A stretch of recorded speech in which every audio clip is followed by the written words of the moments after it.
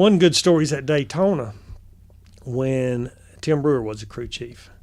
It's the Firecracker 400. And Tim radios in and says David Pearson won't get out of the way. It's a Chattanooga car, and he was smoking. And Tim Brewer said, well, they've black flagged him. Don't pay any attention. It's 5 laps to go.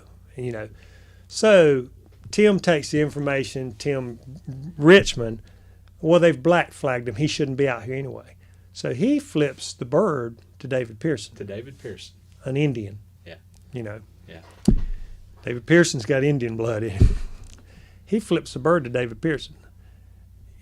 Tim really basically told him it wasn't true. I'm not saying Tim lied to him. Yeah, Tim was saying, don't pay any attention to him. Just finish the race. And no, Richmond's got to flip in the bird.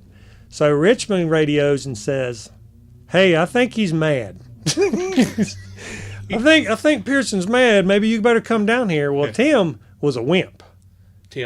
Richmond. Yeah. Tim Brewer was not. Tim Brewer will fight a brick wall. Yeah, he's like me. Well, Tim Brewer says, John, go get with Tim. Run. Well, I was sort of a hothead then. I got in fights at the Winston All-Star race. Yeah. I got bit. I got in a fight at Wilkesboro.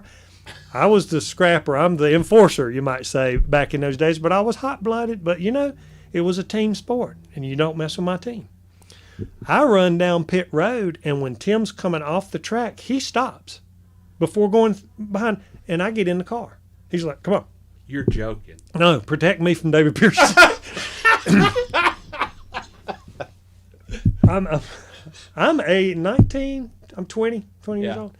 So we got out of the car and said, he's mad, and I'm riding in on the car. I've run 180 with Tim sitting in the floorboard at Daytona on a test down there just to go out and see if the track was wet. So that's another story. That's the next story. So anyway, we drive into the garage and we pull into the thing, and you can tell he's like, man, he's pissed. David Pearson, I hope he don't come over here.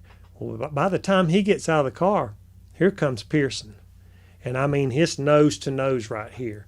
And he says, I'm not going to cuss and I'm going to say the things he said, but basically, don't you ever point that finger at me. I'll break it off and stick it blank, blank, blank or whatever. And Pearson's this close to him.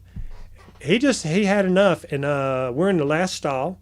Here's the garage wall, the old garages at Daytona. And you got a doorway to walk out of. And he basically just comes up and hits Tim like just, boom. He just melts into that block wall, Richmond does. He's just one punch, and Pearson's just standing there like, you going to give me a finger again? Like this young kid. Hey, you're supposed to be protecting him. Wasn't time. And the other thing is, he needed it. He needed that. Tim Richmond needed that. You know what I mean? Yeah.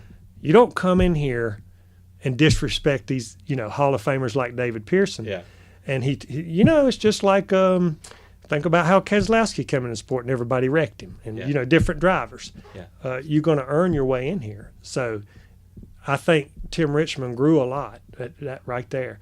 But he punched him against that wall, and then everybody grabbed Pearson. Pearson's like, I'm done. I don't need to do anymore. There he lays, And I'm like, man, I'm glad I never messed with David Pearson.